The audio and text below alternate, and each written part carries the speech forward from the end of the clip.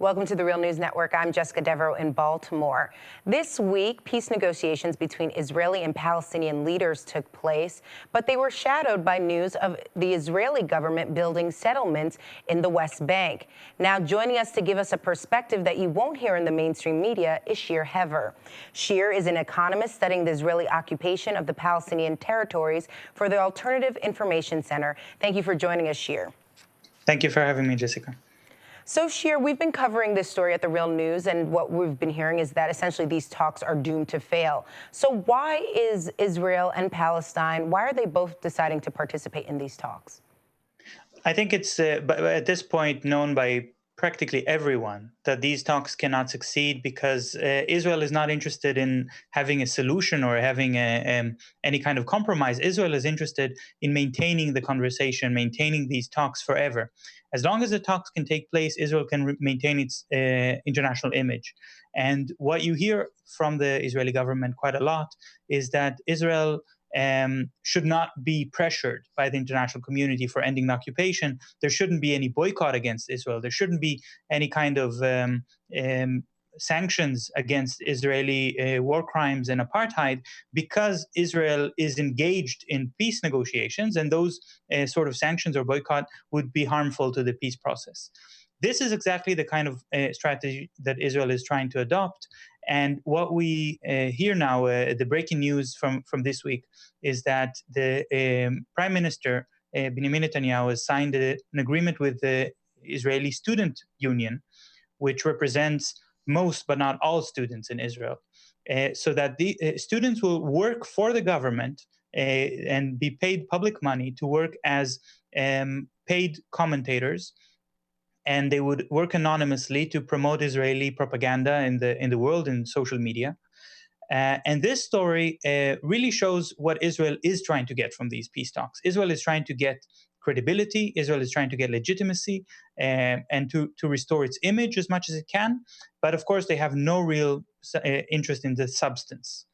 Now, you also ask, why are the Palestinians willing to negotiate? And that's maybe not a question that that I am the best person qualified to answer. I think there's a lot of pressure on the Palestinian government in the West Bank of the Palestinian on Mahmoud Abbas to continue the negotiations. Mahmoud Abbas has had a very clear position that negotiations will not resume unless Israel freezes construction in the illegal colonies.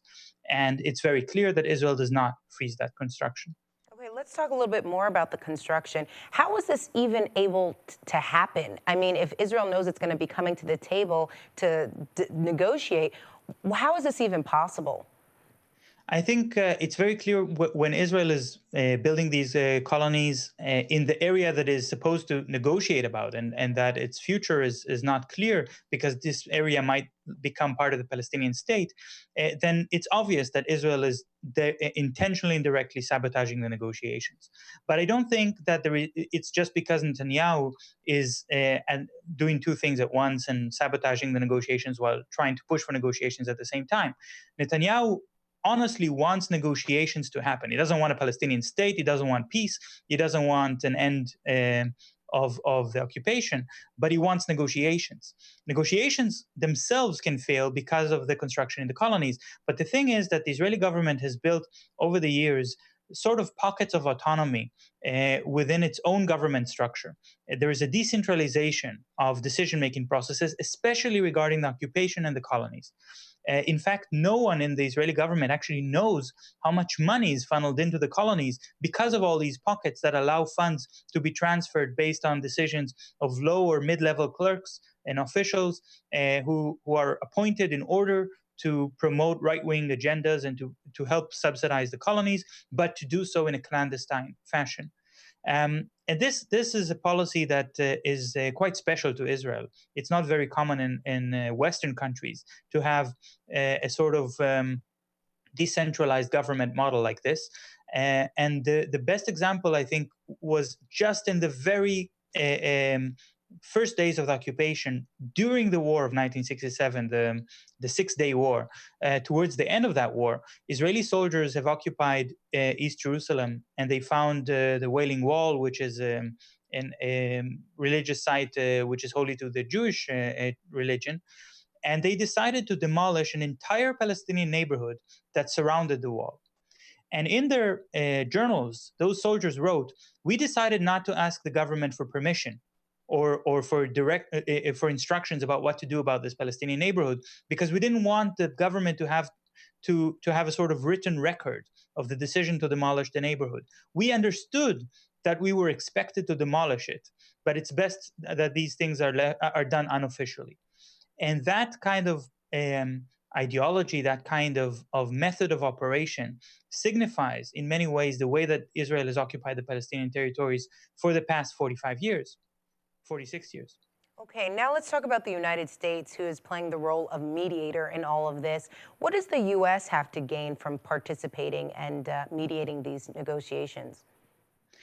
Well, I don't think that the U.S. has much to gain from this, because I'm pretty sure that Senator Kerry, Barack Obama, they know, sorry, Secretary of State Kerry and Barack Obama, they know very well that these negotiations are going to fail because they're not willing to put any pressure on Israel, and they're not really mediators between the side. They're just supporting the Israeli side in a very clear way. Um, they might get a few photo ops. Obama might be able to claim that during his presidency he did something for the peace process, but these things are not worth that much. I think these negotiations are worth a lot to the Israeli government. The Israeli government is in a state of panic at the moment. There is social unrest and a lot of social problems in the Israeli government. Just this week, in the Israeli public, just this week, it was revealed that there is a pension shortage, and people who are going to retire in the next 10 years are going to have their pension payments reduced by 10%. So that's quite a big shock. And the government is trying to say, yes, we are proceeding on the peace process. We are maintaining Israel's image to the rest of the world, and they have to desperately prevent any further sanctions and boycotts from being announced regarding Israel. That is why Netanyahu uses all of his cards, all of his influence over the U.S. government to try to get these negotiations to resume. So to put pressure on the Palestinian government that will get them to agree to negotiations. And that's why he has this new plan with recruiting Israeli students. Of course, he's going to achieve the opposite result, because whenever people call for a boycott of Israel and call Israel an apartheid state, then if they learn that the Israeli Student Union, which actually doesn't represent the non-Jewish parties within the student group, so this is a student union that represents almost exclusively Jews. It's the very image of apartheid, and these universities and these students are now working for the government in order to justify Israel's actions, to justify the actions of the Israeli army. So that actually proves that Israel is indeed that is not the proof, but it is yet another indication that Israel is an apartheid state and Israel is a very repressive, non-democratic regime. So we can clearly see what's Israel's interest in this. The thing is that when the Israeli government is so stressed and so worried about the public reaction in its own public and the international outcry about the occupation and other types of repressive policies that it adopts, there is a real risk that Israel will try to create a diversion by means of escalating conflict with its neighbors or attacking Iran. And we saw that last November, when Israel bombed Gaza and was ready to invade Gaza. So Israel already called the reservist soldiers. About 80,000 soldiers were called, only 56,000 actually appeared for duty, and they were getting ready to invade Gaza on foot when President Morsi in Egypt, who was still in power in Egypt at the time, said that he could not see how the peace treaty between Israel and Egypt would hold if Israel invades Gaza on the ground. And at that moment, the US interest becomes very clear.